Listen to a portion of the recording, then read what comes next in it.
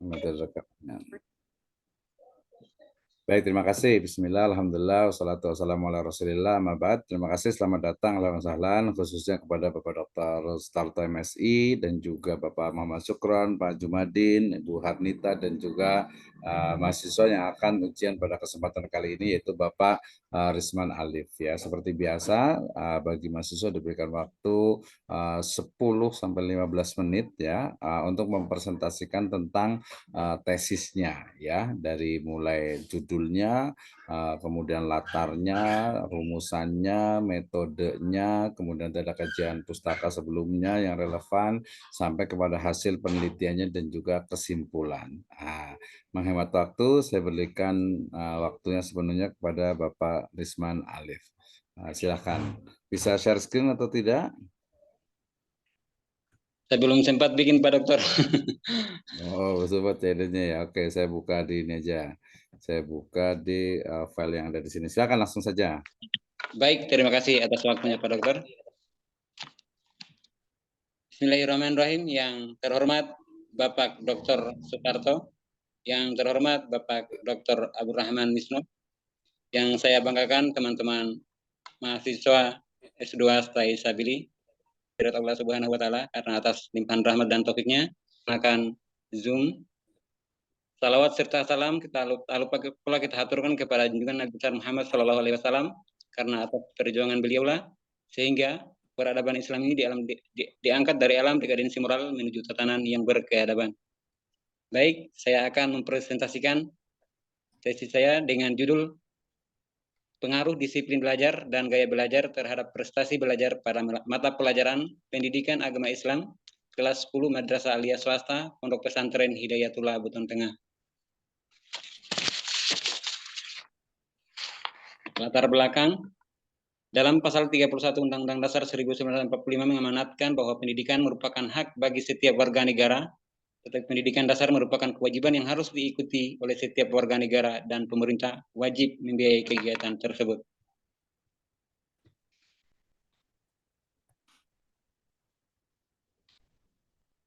Oke, lanjut. Baik. Berdasarkan pengamatan awal peneliti, diduga bahwa pengaruh disiplin dan gaya Islam kelas 10 Madrasah Aliyah Swasta Pondok Pesantren Hidayatullah Buton Tengah belum maksimal. Hal ini dapat dilihat dari hasil yang diperoleh siswa belum sesuai dengan kriteria ketuntasan minimal KKM yang telah ditargetkan, yaitu nilai 70. Prestasi belajar dalam penelitian ini adalah nilai ujian blok yang diperoleh santri kelas 9 di Madrasah Aliyah Swasta Pondok Pesantren Hidayatullah Buton Tengah. 2. Santri kelas 10 Madrasah Aliyah Swasta belum menerapkan disiplin dengan baik serta seperti yang diharapkan. Dengan demikian, peneliti menduga ada pengaruh disiplin belajar dan gaya belajar terhadap prestasi belajar pada mata pelajaran pendidikan agama Islam kelas 10 Madrasah Aliyah Swasta Pondok Pesantren Hidayatullah Buton Tengah. Berdasarkan latar belakang di atas, peneliti tertarik untuk mengkaji suatu penelitian dengan judul Pengaruh Disiplin Belajar dan Gaya Belajar terhadap Prestasi Belajar pada mata pelajaran Pendidikan Agama Islam kelas 10 Madrasah Aliyah Swasta Pondok Pesantren Hidayatullah Buton Tengah. Identifikasi masalah dan rumusan masalah. Identifikasi masalah berdasarkan uraian latar belakang di atas, maka identifikasi masalah penelitian ini adalah terhadap prestasi belajar pada mata pelajaran Pendidikan Agama Islam kelas 10 Madrasah Aliyah Swasta Pondok Pesantren Hidayat pada prestasi belajar di Pondok Pesantren Hidayatullah Buton Tengah. Kedua, pelaksanaan gaya belajar terhadap proses belajar pada mata pelajaran Pendidikan Agama Islam kelas 10 Madrasah Aliyah Swasta Pondok Pesantren Hidayatullah Buton Tengah. Rumusan masalah. Sejalan dengan identifikasi masalah tersebut, maka rumusan masalah dalam penelitian ini adalah sebagaimana berikut. Pertama, pengaruh disiplin belajar terhadap prestasi belajar pada mata pelajaran PAI kelas 10 Madrasah Aliyah Swasta Pondok Pesantren Hidayatullah Buton Tengah. 2. Bagaimana pengaruh gaya belajar terhadap prestasi belajar pada mata pelajaran Pendidikan Agama Islam kelas 10 Madrasah Aliyah Swasta Pondok Pesantren Hidayatullah Buton Tengah. 3. Bagaimana pengaruh disiplin belajar dan gaya belajar terhadap prestasi belajar pada mata pelajaran PAI kelas 10 Madrasah Aliyah Swasta Pondok Pesantren Hidayatullah Buton Tengah. Maksud dan tujuan penelitian. Berdasarkan identifikasi dan rumusan masalah di atas, maka maksud penelitian ini adalah sebagai berikut. Pertama, untuk mendeskripsikan sejauh mana pelaksanaan disiplin belajar terhadap prestasi belajar pada mata pelajaran pendidikan agama Islam kelas Buton Tengah. Kedua, untuk mendeskripsikan sejauh mana pelaksanaan gaya belajar terhadap prestasi belajar pada mata pelajaran pendidikan agama Islam kelas 10 Madrasah Aliyah Swasta Pondok Pesantren Hidayatullah Buton Tengah. Ketiga, untuk mendeskripsikan sejauh mana pelaksanaan disiplin belajar dan gaya belajar terhadap prestasi belajar pada mata pelajaran pendidikan agama Islam kelas 10. Bab 2, kajian teori. Konsep teoritis. Pertama, pengertian disiplin belajar. Dalam Kamus Besar Bahasa Indonesia dijelaskan bahwa disiplin adalah kepatuhan, ketaatan kepada tata tertib. Disiplin merupakan kebiasaan hidup yang baik. Diharapkan siswa mentaati dan mematuhi tata tertib sekolah agar dapat melaksanakan disiplin dalam proses pembelajaran. Maka perlu ada dan peraturan sekolah. Tata tertib merupakan suatu aturan ketentuan yang harus ditaati oleh siapapun yang terlibat dalam proses pembelajaran demi kelancaran proses pembelajaran tersebut. Martinez dan Maisa mengemukakan disiplin merupakan bentuk pelatihan yang menghasilkan suatu karakter atau mental untuk tujuan tertentu. Pendisiplinan dari seorang itu memerlukan proses pendidikan dan latihan sejak kecil yang diawali dari lingkungan keluarga, karena keluarga merupakan tempat yang pertama dan utama bagi penanaman sikap disiplin di dalam lingkungan keluarga. Pertama kali memperoleh pendidikan baik melalui keteladanan maupun melalui nasihat. Bila sejak kecil sudah terbiasa disiplin, maka kelak dewasa akan tetap memiliki sikap disiplin.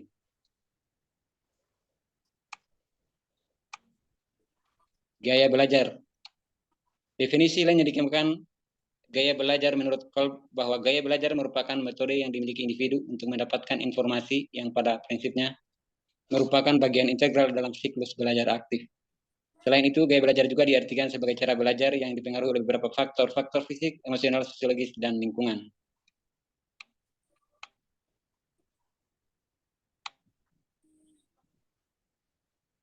Kemudian menurut Rita Dunn dan Kenneth Dunn menjelaskan bahwa siswa yang mampu mengidentifikasi gaya belajarnya sendiri berdampak pada nilai tes yang diperoleh menjadi lebih tinggi, bersikap lebih baik dalam belajar, dan efisien dalam memanfaatkan waktu dalam belajar. Kemudian tinjauan tentang prestasi belajar. Prestasi adalah suatu kegiatan yang telah dikerjakan, diciptakan, baik secara individu ataupun kelompok. Dalam Kamus Lengkap Bahasa Indonesia yang dimaksud dengan prestasi dan sebagainya. Saiful Bahri Jamara dalam bukunya Prestasi Belajar dan Kompetensi Guru yang mengutip dari Masud Hasan Abdul Qahar bahwa prestasi adalah apa yang telah didapat diciptakan, hasil pekerjaan, hasil yang menyenangkan hati yang diperoleh dengan jalan keuletan kerja.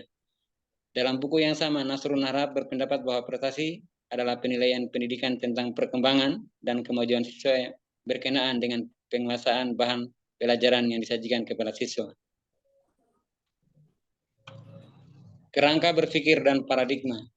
Berdasarkan pengertian di atas, maka kerangka berpikir dalam penelitian ini adalah apabila peserta didik memiliki disiplin yang tinggi dalam belajar dan mampu menemukan gaya belajar sesuai dengan kemampuan yang dimiliki masing-masing anak, maka hal ini akan memberi pengaruh besar terhadap hasil belajar santri khususnya pada mata pelajaran pendidikan agama Islam. Oleh karenanya, keberhasilan santri dalam belajar tidak terlepas dari tingkat disiplin yang dimilikinya dan gaya belajar yang disuka. Antara variabel yang akan diteliti, jadi paradigma adalah satu gambaran dalam satu pola hubungan antara variabel bebas dan variabel terikat. Berdasarkan kerangka pikir di atas, maka sebagai paradigmanya adalah X1 yaitu disiplin belajar, dan X2 gaya belajar, dan Y adalah hasil belajar pendidikan agama Islam. Bab 3, metode penelitian. Rancangan penelitian. Bentuk penelitian ini adalah kuantitatif. Penelitian kuantitatif adalah penelitian yang menekankan analisisnya pada data-data angka yang diolah dengan metode statistik. Adapun sifat dari penelitian ini adalah korelasi sebab akibat. Dinamakan penelitian sebab akibat karena antara keadaan pertama dan keadaan kedua terdapat hubungan sebab akibat. Keadaan pertama diperkirakan menjadi penyebab yang kedua. Keadaan pertama berpengaruh terhadap yang kedua.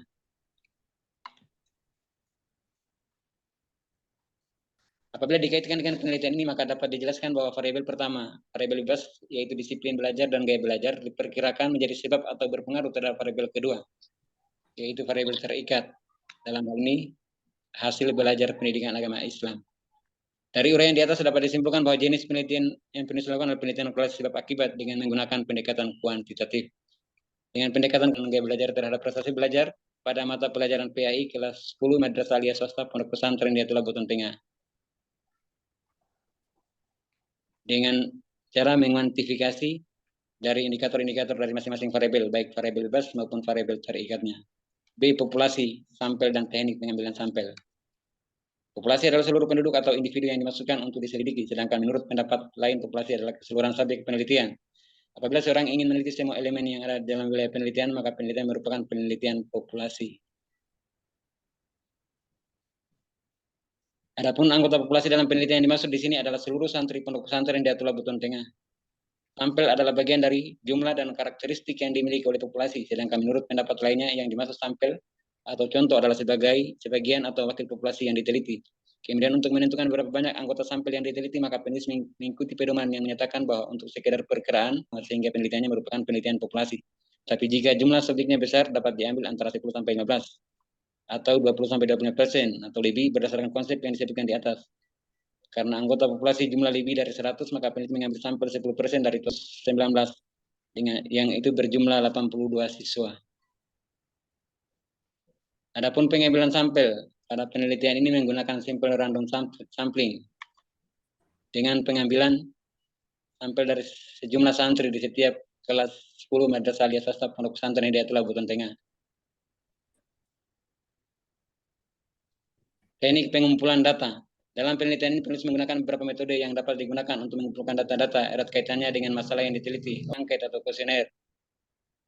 Angket atau kuesioner adalah sejumlah pertanyaan tertulis yang digunakan untuk memperoleh informasi dari responden tentang pribadinya atau hal-hal yang ia ketahui. Metode ini digunakan untuk memperoleh data mengenai hasil belajar santri, disiplin belajar, dan gaya belajar terhadap prestasi belajar pada mata pelajaran pendidikan agama Islam kelas 6.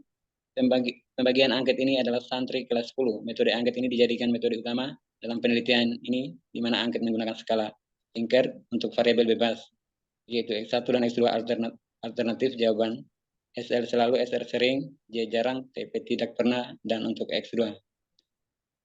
2. Metode dokumentasi. Metode dokumentasi adalah mencari data mengenai hal-hal atau variabel yang berupa catatan transkrip, agenda, dan sebagainya.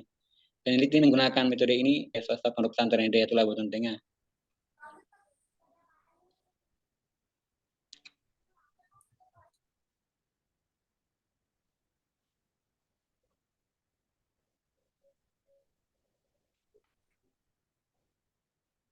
Kemudian hasil penelitian dan pembahasan. Bab 4.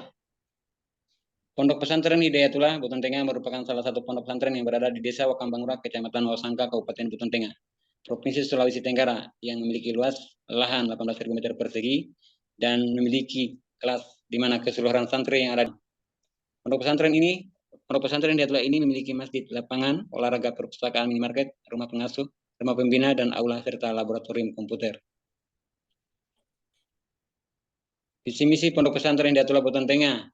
Pertama, visi. Adapun yang menjadi visi Pondok Pesantren Hidayatullah Buton Tengah adalah menjadi kampus miniatur peradaban Islam. Misi. Adapun yang menjadi visi Pondok Pesantren Hidayatullah Buton Tengah adalah 1. Mewujudkan masyarakat berjamaah, bersyariah, unggul, dan berpengaruh. Kedua, menyelenggarakan pendidikan integral berbasis tauhid. Ketiga, mengembangkan lingkungan pondok pesantren yang alami, ilmiah, dan Islamiyah. 2. Profil pondok pesantren. Alamat Desa Wakambangura, Kecamatan Wasangka. Nama pengasuh Ustadz Rusli SPDI MSI.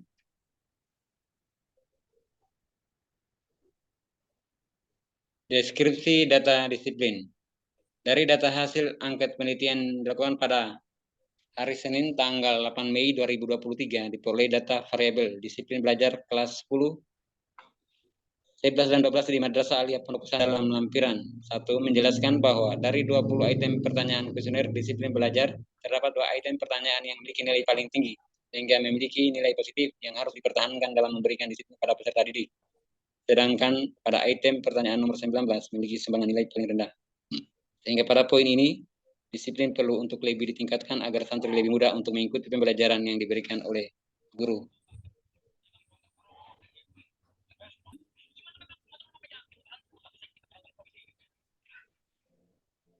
Kemudian bab kelima yaitu kesimpulan. Penutup pertama kesimpulan.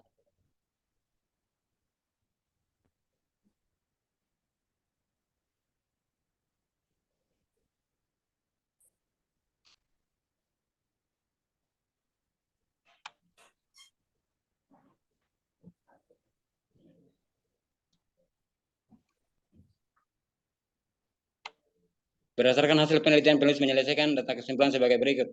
1. Berdasarkan hasil pengujian hipotesis yang pertama dengan menggunakan uji regresi diperoleh harga F hitung 58,36, harga tabel 3,96 sehingga nilai F hitung lebih besar dari 3,96. Dengan demikian hipotesis dapat diterima yang menyatakan ada pengaruh yang positif dan signifikan antara disiplin belajar madrasah aliyah swasta kelas 10 terhadap hasil belajar pendidikan agama Islam santri madrasah aliyah swasta Pondok Pesantren Hidayatul Buton Tengah tahun ajaran 2022-2023. 2. Berdasarkan hasil pengujian hipotesis yang kedua dengan menggunakan uji T-regresi harga F tabel sama dengan 3,96 sehingga nilai F hitung lebih besar F tabel 4,11 lebih besar dari 5 yang menyatakan ada pengaruh yang positif dan signifikan antara gaya belajar santri kelas 10 terhadap hasil belajar pendidikan agama Islam santri madrasah aliyah swasta Pondok Pesantren Hidayatul Buton Tengah. Yang ketiga, berdasarkan hasil pengujian hipotesis yang ketiga, uji F regresi diperoleh F regresi 35,64 dan diperoleh F lebih besar dari F 5%, 35,64 lebih besar dari 3,11. Dengan demikian, hipotesis dapat diterima dengan menyatakan ada pengaruh positif dan signifikan antara disiplin belajar dan gaya belajar terhadap hasil belajar pendidikan agama Islam santri kelas 10 madrasah aliyah swasta Pondok Pesantren Hidayah. Dapat saya presentasikan, mohon kiranya Pak Dokter untuk memberi bimbingan. Bila taufiq wal hidayah. Wassalamualaikum warahmatullahi wabarakatuh. Waalaikumsalam warahmatullahi wabarakatuh. Baik, terima kasih Pak Risman Alif ya.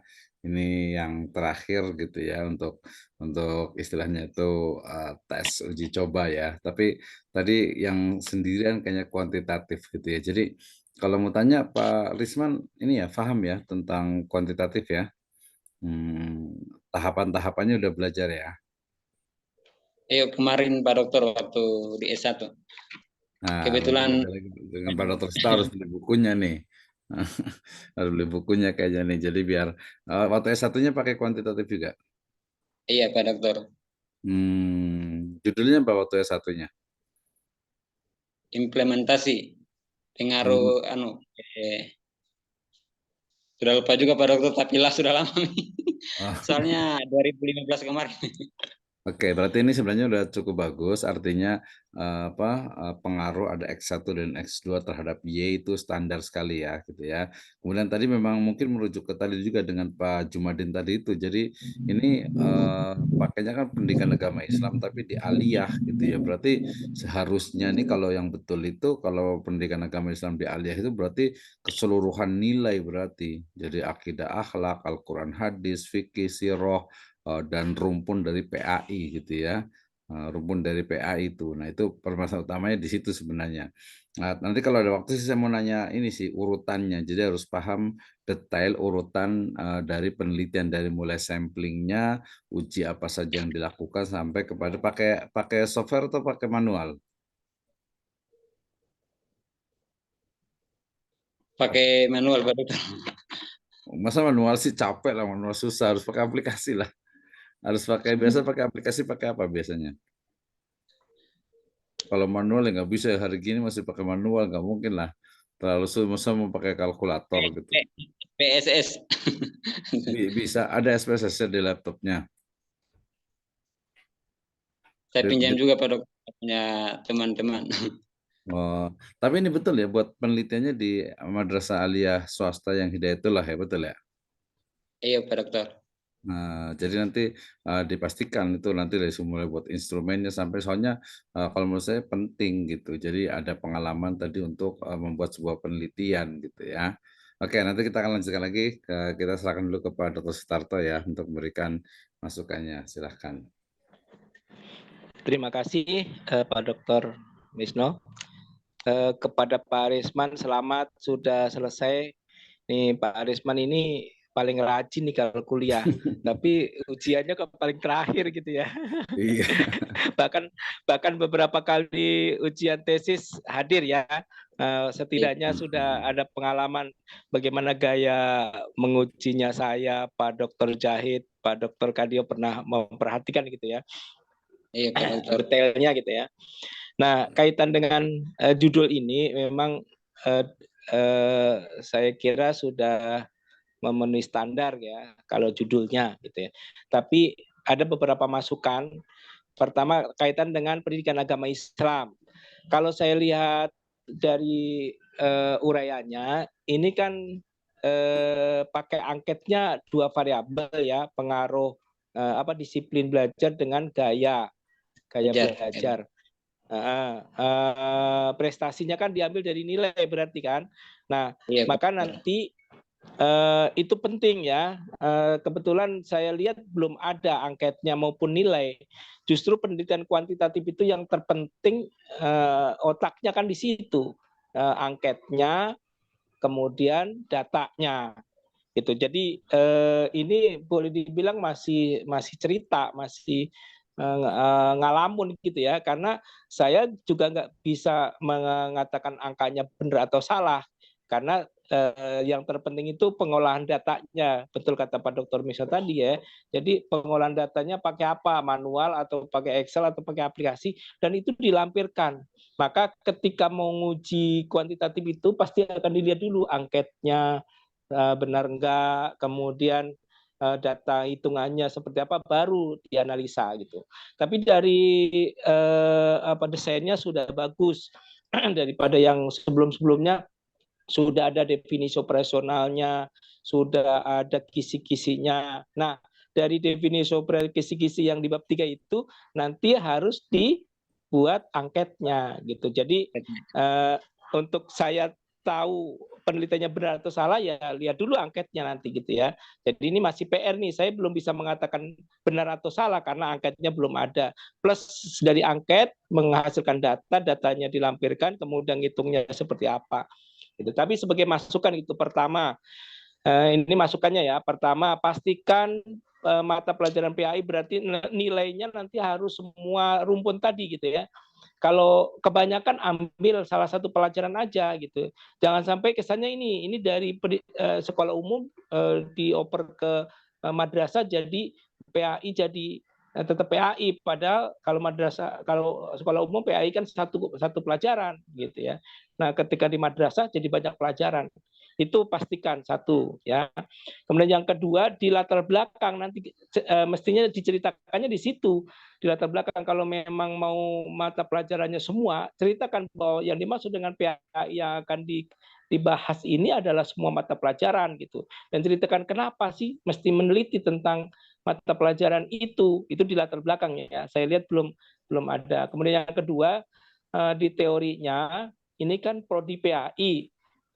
Saya lihat sama sekali belum ada ayat Al-Quran atau hadis gitu ya, tambahkan gitu. Apalagi disiplin itu Al-Qurannya banyak, hadisnya juga banyak. Nanti tinggal kalau nggak punya kitab tinggal nanya di Google juga banyak tuh. Apalagi gaya belajar, perintah belajar dan seterusnya itu tambahkan Al-Quran hadis sebagai ciri dari prodi PAI.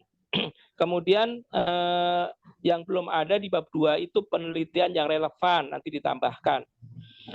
Nah, kemudian di bab 3 di halaman 42 Pak Risman kan membuat angketnya berdasarkan skala Likert ya.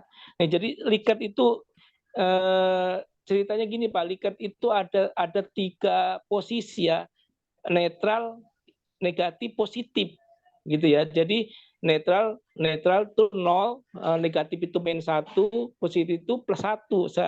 Semestinya begitu. Kemudian supaya gampang dibuat 1, 2, 3 gitu kan. Jadi tadinya -1, 0, 1. Jadi kemudian dijadikan positif semua jadi 1, 2, 3. Jadi baik, ragu-ragu gitu ya. Kemudian tidak baik, atau setuju, ragu-ragu, tidak setuju gitu ya, atau baik, cukup, tidak baik. Tapi baiknya baik banget, ya, baiknya baik biasa, maka kemudian dibuat sangat baik gitu ya. Kemudian baik, kemudian cukup, tidak baik, tapi tidak baiknya masih agak kurang-kurang, makanya sangat tidak baik, ada yang begitu. Jadi makanya dibuat 5. Nah ini sama juga di halaman 47, coba Bapak. Halaman 47 itu kan 5 kriteria ya, sangat tinggi, tinggi, sedang, rendah, sangat rendah, 5 kriteria kan. Di halaman 56 di uraian juga sama, sangat baik, baik, cukup, kurang, sangat kurang.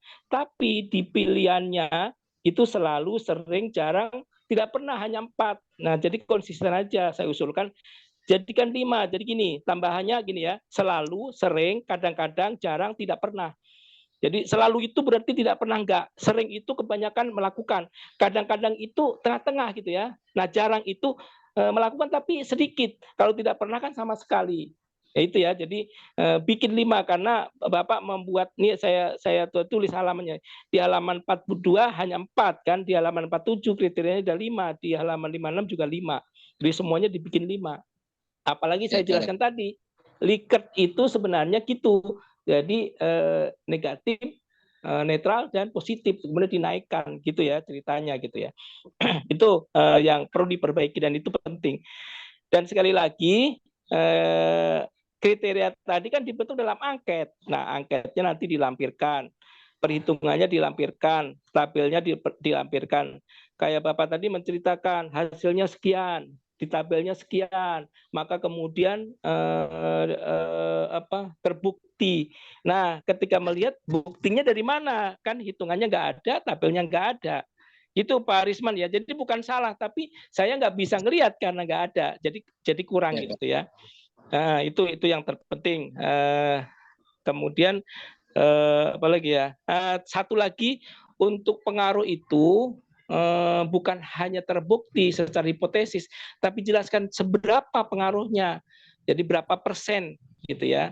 Nah, itu nanti disebutkannya dengan rumus regresi. Regresinya sudah ada kan di situ, tinggal disebutkan aja sekian persen pengaruhnya. Tapi secara umum sebenarnya sudah bagus Pak Risman. Sudah standar, namanya juga lagi belajar ya, dan perlu bimbingan banyak sebenarnya penelitian seperti ini gitu ya. Wajar lah kalau masih kurang-kurang, tapi semangat dan harus diperbaiki. Jadi sekali lagi kalau tidak ada angket, tidak ada hitung, tidak ada tabel, maka penelitian itu nggak bisa dikatakan benar karena tidak ditunjukkan bukti kebenarannya, alasannya tidak ada. Seperti itu Pak Dr. Misno, terima kasih. Mohon maaf nih saya agak lagi kurang sehat nih, jadi suaranya mungkin nggak begitu jelas. Terima kasih. Assalamualaikum warahmatullahi wabarakatuh. Waalaikumsalam warahmatullahi wabarakatuh. Baik, jazakallah khairan Pak Dr. Sutarto. Pas nih ya, ini kurang 3 menit ini. Nah, masih ada 3 menit.